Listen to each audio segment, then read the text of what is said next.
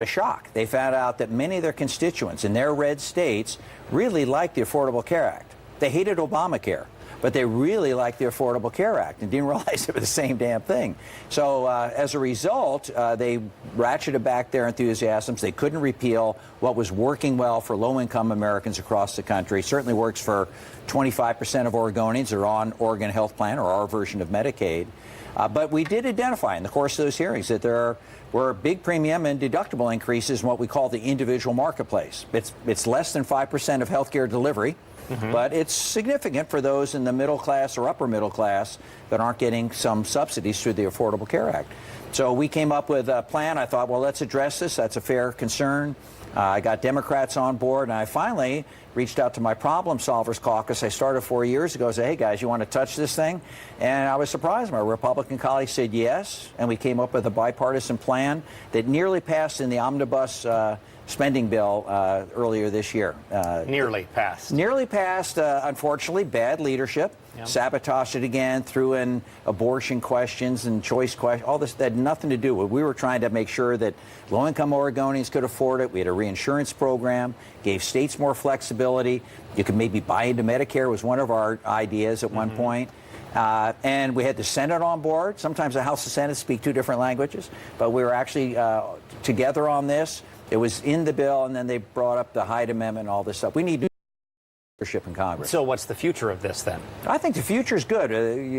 I've learned in my brief legislative stint that sometimes you bring up ideas, and they seem pretty logical, and you know they get support, but it's like cooking. You know, you got to let the bread leaven, the dough rise, and you get people used to it. And I think we did a good job of creating awareness on both sides of the aisle that you can actually fix health care, make it affordable, make it so that people actually have access to their level of means, and make it happen for Oregon. It's very popular. I mean, the health care bill, when I first came to Congress, everyone wanted to fix it.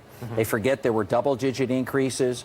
Right now, there are single digits in our state. And in our state, because we did a reinsurance program, we need to do that nationally. We often hear from people that they're frustrated with bipartisan gridlock in Congress. You've been working on a proposal to break the gridlock. Yes, sir. How are you going to do that? And do you think your proposals will go anywhere, realistically? Well, that depends on the spinal constitution of the members of the United States Congress. Are they vertebrates or invertebrates? Do they have a strong spine and willing to stand up to leadership? I think yes. The citizens should know, listeners should know, there's a general frustration by rank-and-file members of both parties with leadership. And I'm not talking about Donald Trump. I'm talking about leadership in our various caucuses. We're tired of the constant 24/7 politics. We're elected to govern. We're elected to solve wildfire problems. You know, we're elected to make sure health care is affordable for every American, for gosh sakes. And we came out with a proposal just before this August break. We're home for hopefully a month or so, at least the House is. And in that context, we're hoping that by coming out publicly, 36 Democrats, 36 Republicans, publicly putting their names on some reforms we want to see in how the House of Representatives is run. And we will not vote for a speaker unless they adopt these reforms. And since this election, I think the Democrats are going to gain some seats. I don't know if they're going to gain enough to control, but they'll gain some seats. And that puts us in a position to negotiate with those would-be leaders and say, we want to return the strength and politics to the American people, not to political parties. Are you willing to predict if Democrats could retake the House? I think they got a good shot, Lincoln. If I was to bet, I think we've got the edge at this point in time. We've got some great candidates. People are frustrated with the ideology out there. I'm not going to bet the ranch on it, but if the numbers just get closer, even if the Republicans retain, I think it's good for the American people when you have something where, the people that are trying to govern actually help control the agenda. We have less than a minute left, but I want to get to this. It's expensive to live here. Oregonians are struggling. Many of them are. What are your ideas for either bringing better paying jobs to Oregon or getting better job training here? Sure.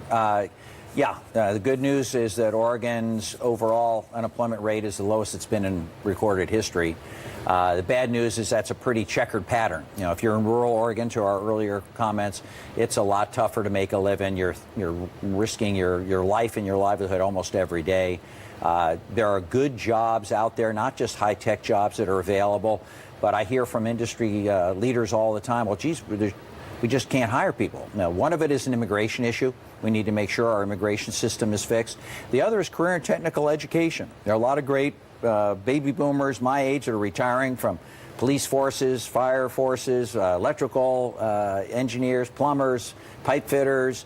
Those are great careers. And good news is we finally, after years of work, passed a bipartisan opportunities to design these, so we're not giving a person a certificate, we're actually giving them the skills for a job in their community.